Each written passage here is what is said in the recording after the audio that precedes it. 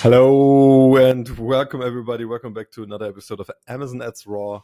Today we're going to talk about the Amazon Marketing Cloud because Amazon has just released a new feature and it's the Amazon Marketing Cloud for everyone.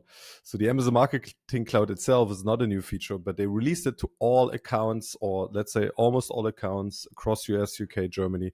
Everyone now gets access to the AMC for free. No more hassle going through a DSP seat or going through any of these Amazon reps. You now just need to go into your advertising console, go for measurement and reporting, and then click on Amazon Marketing Cloud and click on Connect or create. I don't exactly know. So you need to create this first. It takes like a couple seconds, and then you'll be having your own Amazon Marketing Cloud, which you will be finding very useful. And today we talk about a little bit about AMC. We'll talk about audiences and some of the use cases, but there's so much you can talk about AMC and the Amazon Marketing Cloud that I cannot cover this in this video today. But I want to give you some ideas, some things you can do with it, and I hope you find that helpful. So first of all, this is your home screen. They recreated, so the home screen is kind of new. This hasn't looked like that a few weeks ago on some accounts where I already had AMC, and this will be a very good place for custom dashboards. So it's a dashboard and it's customizable, so you can adjust the layout. You can move that one up here or down, stuff like that. You can move these around. You can delete these, and this is kind of cool. And you can also add new things, which also brings us to a very good point here, because Amazon has created these templates which you can plug and play, which comes plug and play. You just need to click on run. Eventually you need to click on, or eventually need to prepare a little bit of data, because for some of these analysis, you will need campaign IDs or something like that to make it useful or actionable. For something like time to conversion, for example, this is a report.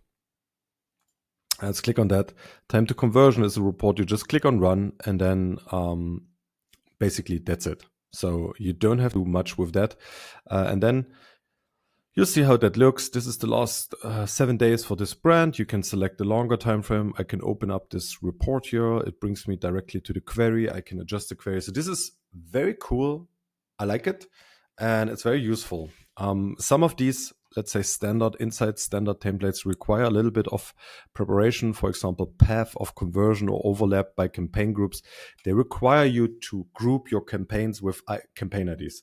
So you would need to get all of your campaign IDs. You'll get them from a bulk sheet, for example. Or if you have access to an API, you'll also get it through the API. And then you need to group them within the query. So there is a interestingly easy path forward for non-technical people, so they can just fill out the form, and then the form creates a query, let's say, and then with this query there will be a analysis run, and then this creates a chart here over here. I think this is pretty cool, pretty awesome, pretty easy. When Amazon introduced the Amazon Marketing Cloud like 2 years ago or something like that, we were amongst the first to have access to this beta feature back then. We were a large company with Fresio, many hundreds of brands, and we tested all of the stuff in the beginning, and it was quite, let's say, time consuming, because back then all you had was the query editor. There was no use cases, there was no audiences, there was no paid features, there was no instructional queries. They added all of that later on. So they made it over the years more and more easy for non-technical people to actually work with that. It's still a database that you query. However, over time, they've added over, I don't know, last time I checked was over 50 instructional queries where you have like a page. It tells you what is the report doing, what data do you need, how do you segment and slice it, and what do you get out of it. And with all of that, it's gotten much more easier to actually create these insights from the AMC. The most exciting part, which everyone can leverage very easily, is audiences. And audiences is a way for Amazon to create not only your own audiences, so people that have interacted with your brand or have purchased from you, but also to create lookalike audiences. So for the first time, not for the first time ever, but now it's accessible for everyone. Now everyone can do that. Before, only people with access to the AMC could do that. And also lookalike is, I think it's maybe a year old or something like that. So it's still a pretty new functionality. And I think most people are underutilizing this at the moment. And I'll create another video just about audiences, but today we'll talk a little bit about it. And next video, we'll talk more in depth about it and a few more recommendations. So let's talk about audiences, and I'll switch the tab here in a second so we can talk about that. Oops. Let me close that one here. All right, so here we are in audiences, and you see I already created a bunch of audiences here. And the thing with audience is, to create an audience, you need to have a minimum size of 2,000 individual people in that audiences to be created. Otherwise, you'll get the message failed. Audience size did not meet the minimum required size. It's 2,000, and then it's just too small to create the audience. It can also be too big if you create lookalike audiences or something like that. So you need to have the right amount of people in it. Let's say the current problem is you don't see that before you create the audience. So you click on create audience, then you'll create the audience, and then it's running, and it runs for a while, and then either it's completed or it's failed. And then eventually you need to go back and recreate the audience if it's failed. So for example, here I created a audience. I called them real retargeting. Why did I call them real retargeting? Because it's an audience that is people that clicked on a sponsored ad but haven't purchased. And here it's for the last 7 days. Full brand means all the ASINs. And it seems this is not enough people. Apparently, not enough individual people in that audience to be created. While the 30-day window worked quite well. I had 6,000 people in the 30-day window. So yeah, it seems I was just little under 2,000 for the 7 days. So I could adjust this, maybe do 10 days or 14 days, and then probably it would work. The real deal here, which I want to talk about for a minute, is the most similar lookalikes, or the lookalikes in general. So what you can do when you create an audience, you can create a rule-based audience like this one here, or a lookalike audience. Lookalikes have five levels, let's say, most similar, and then it gets worse. Of those audiences. And I think this is super helpful because of two things.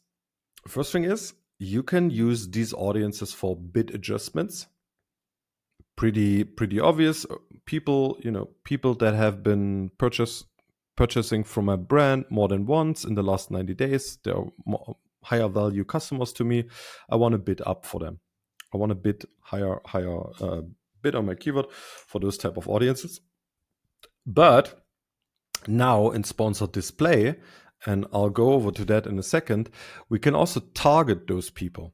So not just adjust the bidding for them if they're searching for something I have in my keyword portfolio, but also purely target those people. And this is where I think the true value of lookalike audiences lies. Because when we compare this to Facebook ads, for example, Facebook ads became big because of these lookalike audiences. The way everybody did Facebook ads 10 years ago was, give me your customer list. I match these customers with the Facebook customers. So Facebook was doing the matching, the algorithm. And based on these customers, you would create lookalike audiences. Later you had a pixel, and then you could say, hey, people that converted on my website, this is my audience, my high value audience, and now find statistical twins, lookalikes of those people, and now we show them the ads. And this is the way why personalized advertising works on Instagram and stuff like that. And I'm pretty sure this will also work for Amazon ads too.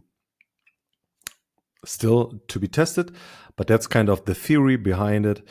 So what I would recommend you, go into audiences, go and create. There's a bunch of pre-defined queries you can choose from: high value audiences, repeat purchases, SNS subscribers. You'll see that down here. SNS subscriber, people that purchase more than once, people that purchase more than one distinct product. all of that stuff. Go in, create audiences, and then use them for your targeting. And with that, we'll go over to the next tab and we'll talk a little bit about how that looks like in the campaign. You need to create AMC audiences. If you don't have any, then this will not be visible to you. Then you will just have contextual remarketing in market and in style. But once you create AMC audiences and there's at least one completed, you'll get this new function here. And in sponsored display campaigns, we cannot adjust the bids for an audience, which is different to sponsor product or sponsor brands. But we can target these people. And now comes the real deal. I can say, hey, I don't want to target people, my buyers. I don't want to target them because they already bought from me. I don't need to target them.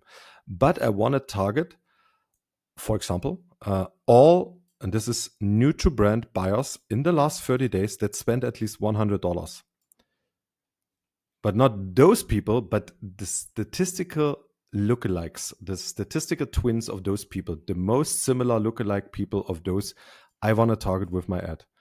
And I want to give them, my product, my, think about how you want to approach them, because they're